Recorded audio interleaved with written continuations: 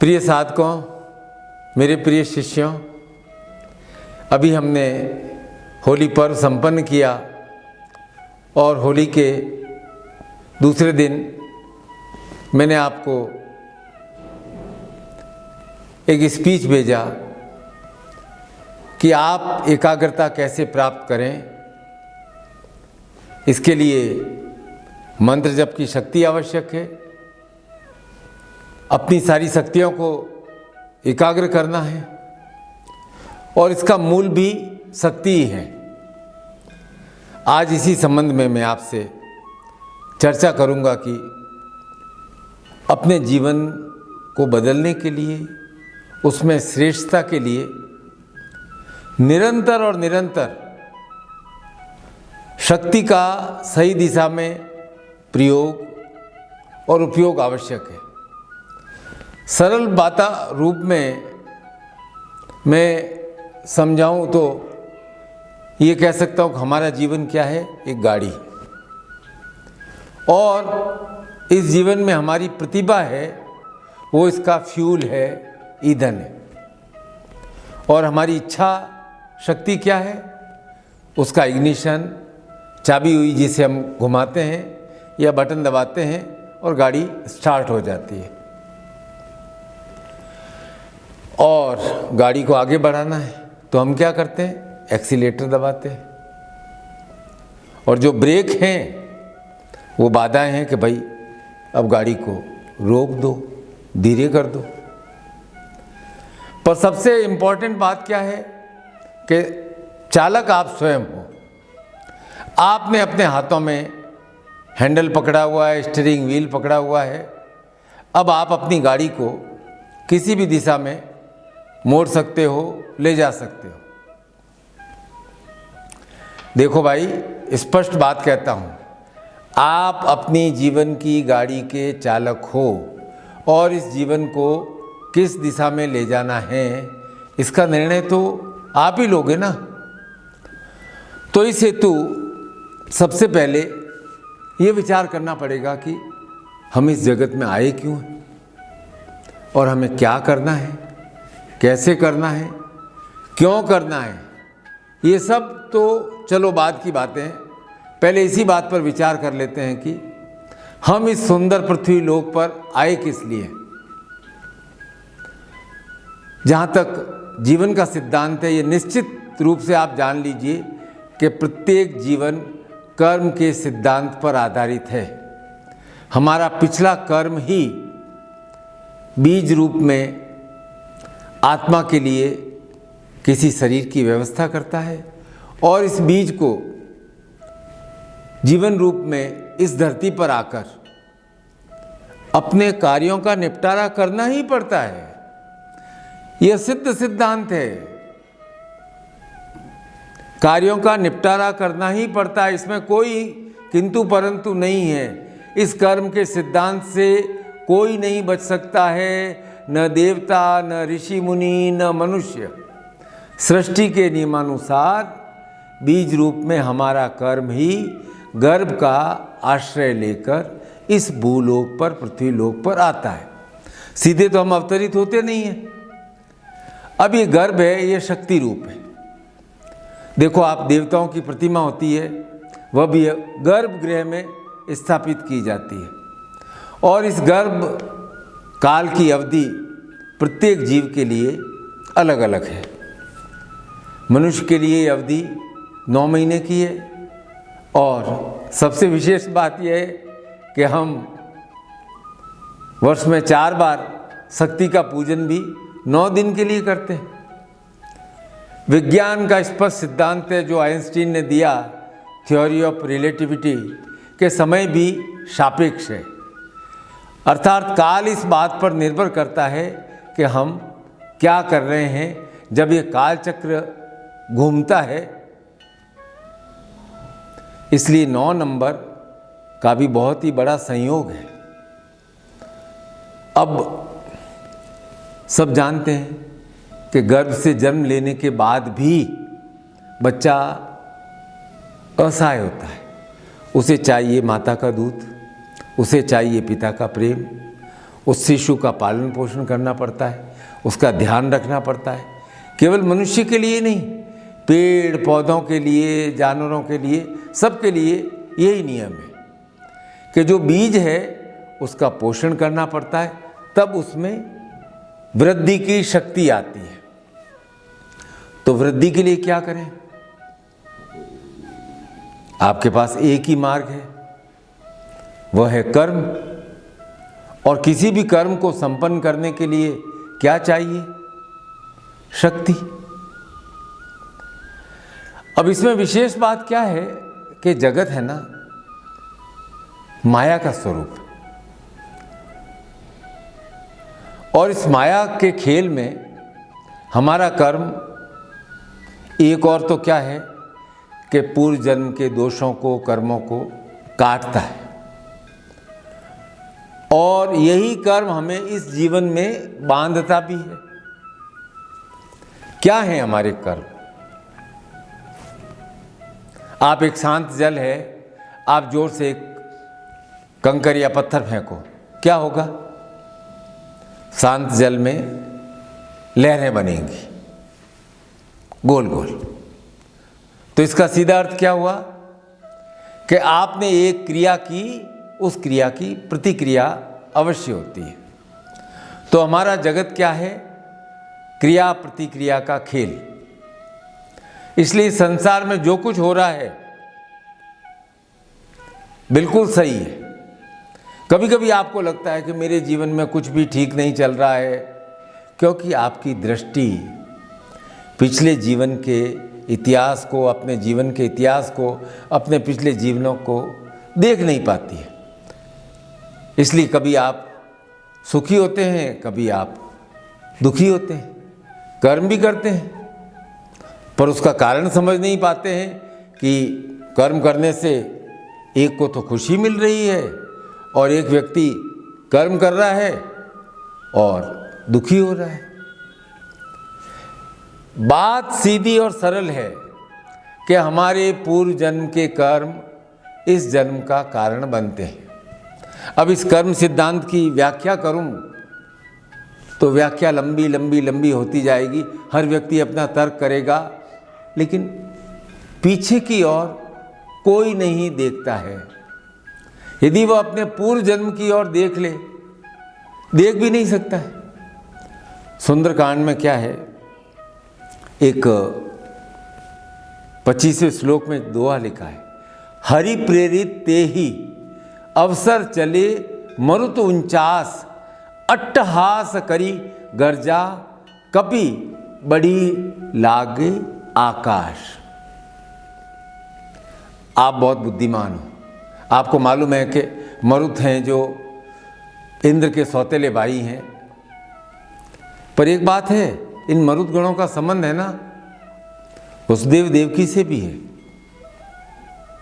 आपको लगता है ना कोई संबंध नहीं है। मैं कर्म के सिद्धांत और शक्ति का विवेचन कर रहा हूं। चलो सीधी बात पर आता हूं। महर्षि कश्यप कौन? देवताओं के पिता। उन्होंने दक्ष की 2 पुत्रियों से विवाह किया, अदिति और दिति से। कर्म सिद्धांत की बात तो बहुत गहरी है। देवी भागवत में आप इसे कथा के रूप में पढ़ते हैं। वर्णन आया कि एक बार कश्यप ऋषि किसी यज्ञ कार्य हेतु जल के देवता वरुण देव से उनकी गैया मांगकर ले आए। यज्ञ संपन्न हुआ। वरुण देवता ने कहा, ऋषिवर मेरी गाय लौटा दो। अब कश्यप ऋषि आनाकानी करने लगे। उदास मन से पहले तो वरुण को क्रोध आया तो उन्होंने कुछ बोला, और उदास मन से वरुण गए ब्रह्मा के पास, अपना दुख बताया और कहा कि कश्यप ऋषि ने मेरे साथ छल किया है, और बोला मैंने तो देववर उन्हें श्राप दे दिया है कि जिस प्रकार मेरी गाय के बछड़े अपनी माता के दूध से अलग हो रहे हैं, उसी प्रकार कश्यप ऋषि पत्नी भी अपने पुत्रों से दूर हो जाएगी। अब ब्रह्मा को बड़ा आश्चर्य हुआ कि कश्यप ऋषि ने क्यों ऐसा किया, क्यों वरुण की गाय को रख लिया। उन्होंने जाकर कश्यप ऋषि से ही पूछ लिया कि देखो, एक तो आप गाय को मांग कर लाए थे और फिर मांगी हुई वस्तु को आपने पुनः लौटाने में आनाकानी करने लगे और आपने उसे वापस नहीं दी। हे कश्यप, आप तो सर्वज्ञ हो, फिर आपने ऐसी भूल क्यों की, किसी का अधिकार क्यों छीना। कश्यप ऋषि ने कहा, इसमें दोष मेरे लालच का है। मेरी कर्म भूमि में पहला बीज लालच ने डाला।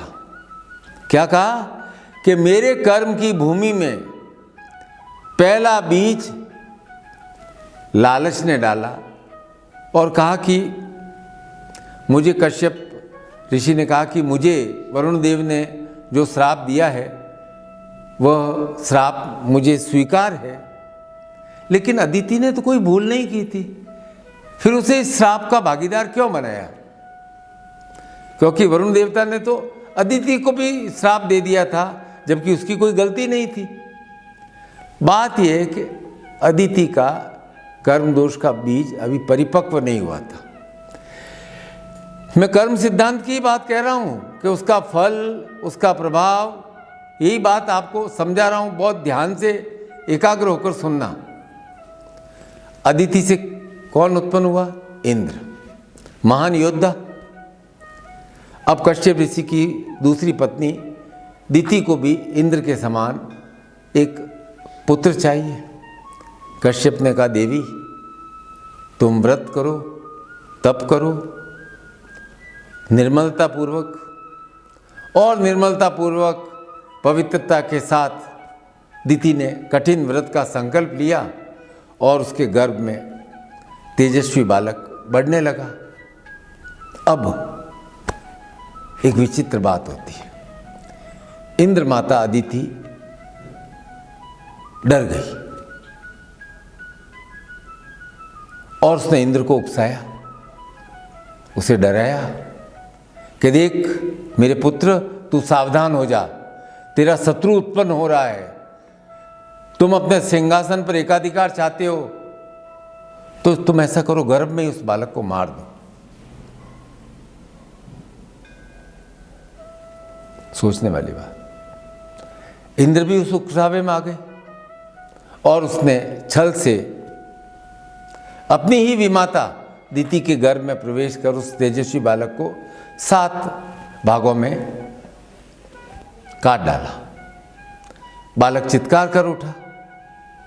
इंद्र ने कहा, मत रो मत रो। ऐसी सांत्वना पाकर बालक तो थोड़ा चुप हुआ, लेकिन इंद्र ने क्या किया, उन 7 टुकड़ों को और 7 टुकड़ों में काट दिया। कितने हो गए? 49। दिति की आंख खुली, उसे अपने गर्भ पर इंद्र के आघात का अनुभव हुआ। यह और बात है कि ऋषि कश्यप के पुण्य बल से वह बालक 49 टुकड़ों में बंटकर भी बच गया। मेरी बात को ध्यान से समझना। अब क्या हुआ?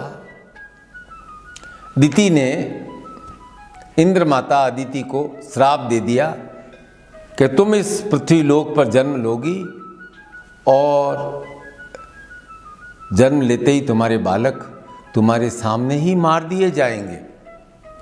पहली गलती किसने की? ऋषि कश्यप ने। अब गलती किसने की? अदिति ने। अब उसके कर्म दोष बीज परिपक्व हो गए। बात यहीं खत्म नहीं होती है। जल के देवता वरुण और दिति के श्राप का संयोग द्वापर युग में संपन्न हुआ। कश्यप के अंश से वसुदेव उत्पन्न हुए और भगवान कृष्ण के पिता बने, देवकी बनी। देखो दोनों ही नाम में देव है, इसलिए देवकी के गर्भ से उत्पन्न हुए का अंत हुआ और 8वें बालक भगवान श्री कृष्ण हुए। अब ये केवल कथा को कथा मत समझना, बात मूल क्या है कि एक बार भी गलत किया हुआ कर्म अनंत काल तक आपका पीछा नहीं छोड़ता है, और उस कर्म का निपटारा लेने के लिए, निपटारा करने के लिए गर्भ का आश्रय लेकर जीव का पुनः जन्म होता है। इसलिए कर्म को आप केवल क्रिया या एक्शन मत समझना। ऐसा सोचोगे तो किसी भी कर्म के लिए कौन जिम्मेदार हो जाएगा? करने वाला, कर्ता। इंद्र ने गलत कार्य किया, पर अदिति भी की गलती थी ना। उसने क्या किया? इंद्र में दुर्भावना के बीज बोए, दुष्विचार इंद्र के मन में डाला, दुष्विचार इंद्र के मन में डाला। तो प्रत्येक कर्म में क्रिया अर्थात एक्शन और विचार अर्थात थॉट, दोनों का संयोग होता है। इसलिए केवल कर्म भी नहीं, विचार भी उतना ही महत्वपूर्ण है। हमारे जीवन में भी शुभ विचार ही शुभ कर्म के रूप में परिपक्व होगा, अशुद्ध विचार होगा तो अशुभ कर्म के रूप में परिपक्व होगा। अब विशेष बात यह है कि शुभ कर्म सब करना चाहते हैं, तो उसके लिए क्या चाहिए? उसके लिए चाहिए शक्ति की ज्वाला, क्योंकि बिना शक्ति सब कुछ ठहर जाता है, स्थिर हो जाता है, गति नहीं आ पाती।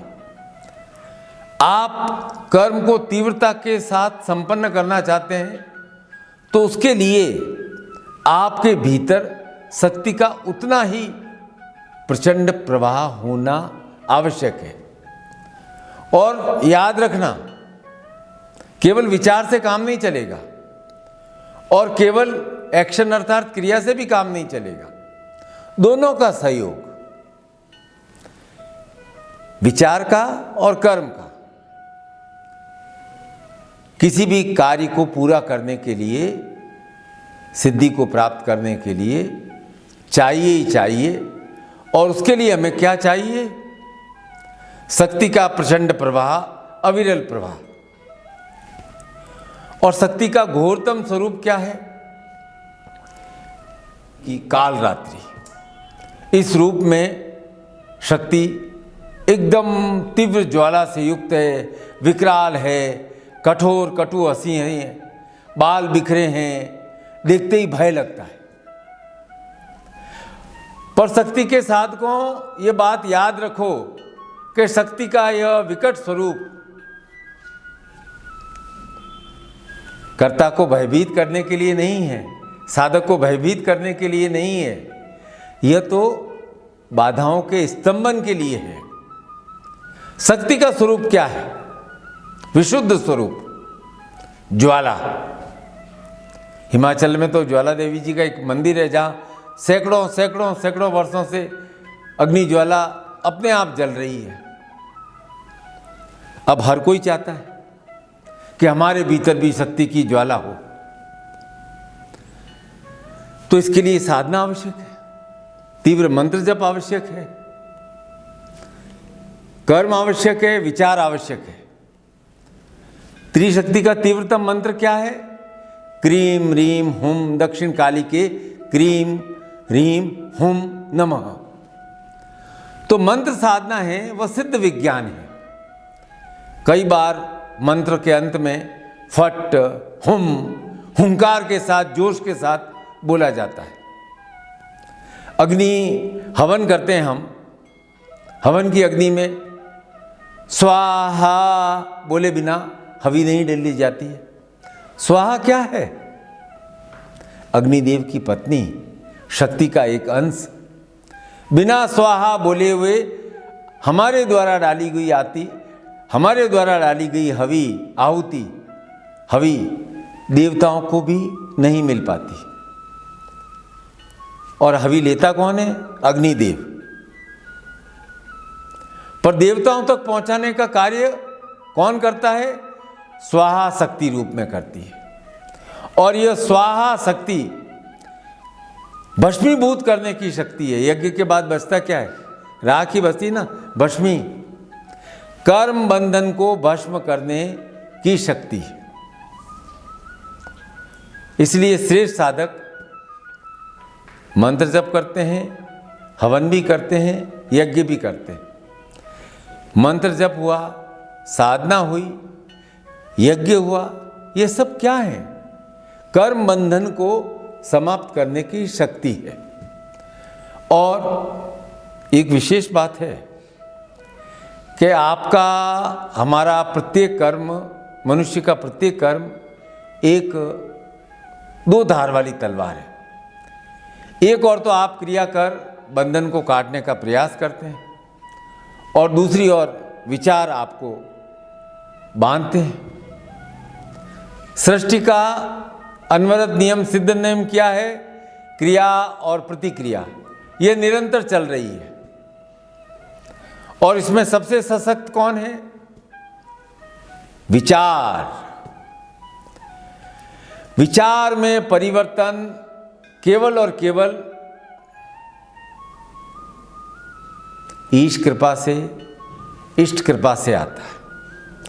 विचार प्लस एक्शन।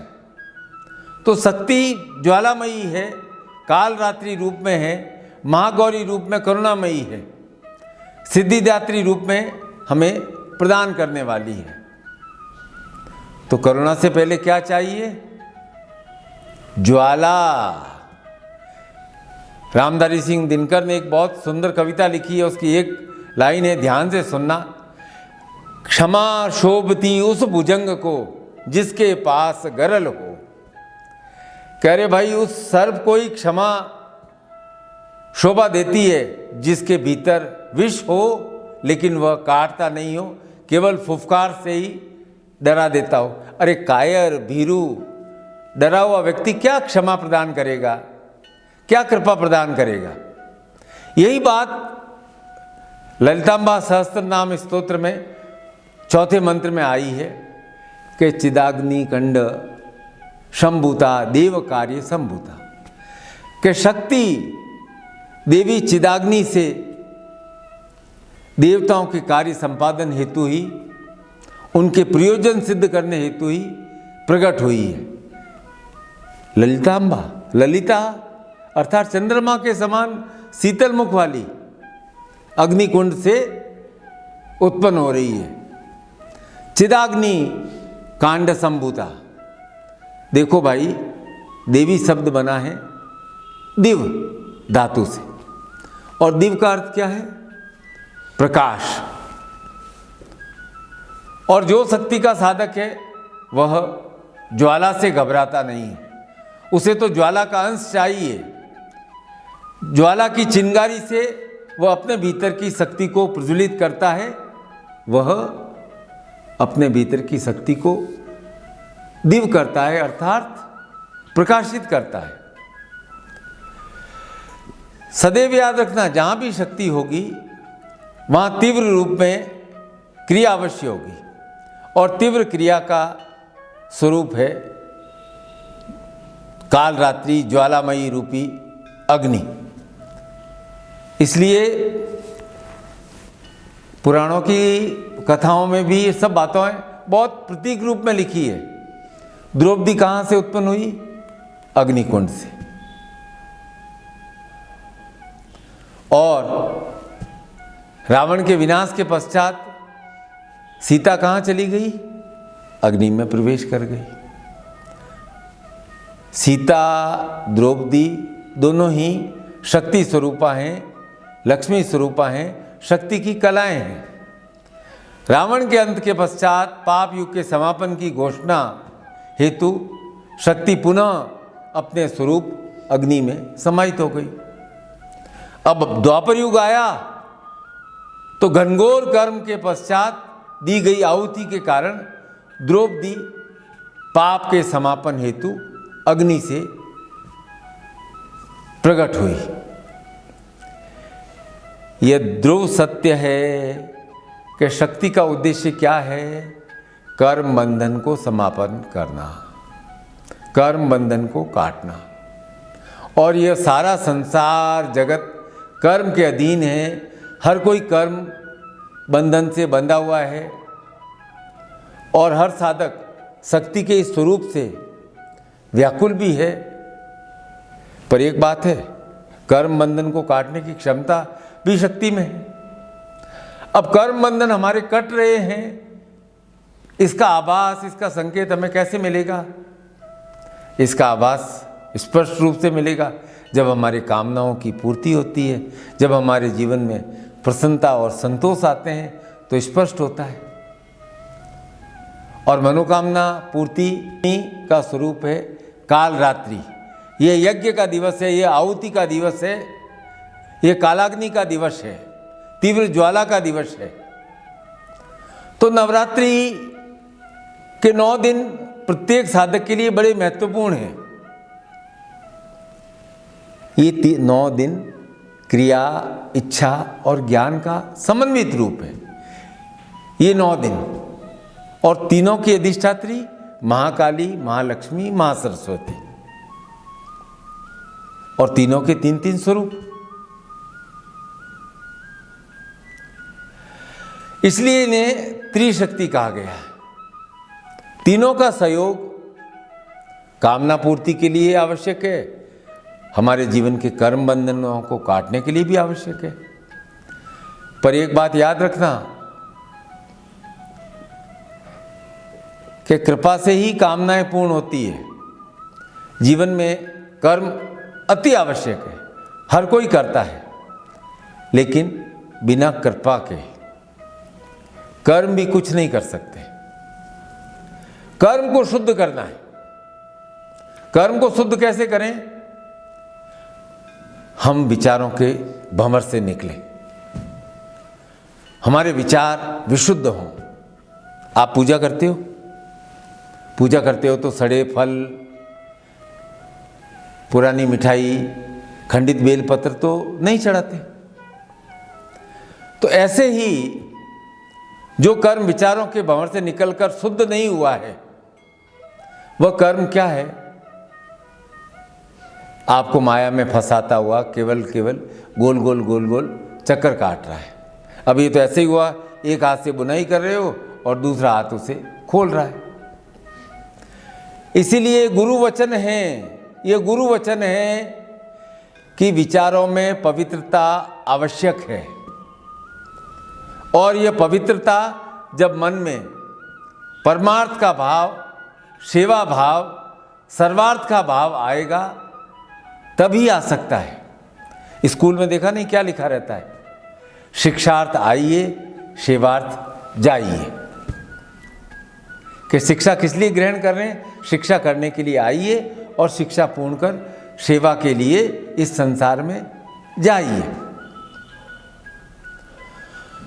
तो ये कर्म का ज्ञान भी गुरु ही देते हैं। सेवा की शिक्षा भी गुरु से ही प्राप्त होती है, और गुरु के पास माध्यम है आशीर्वाद। इस आशीर्वाद को शास्त्र कहते हैं दीक्षा।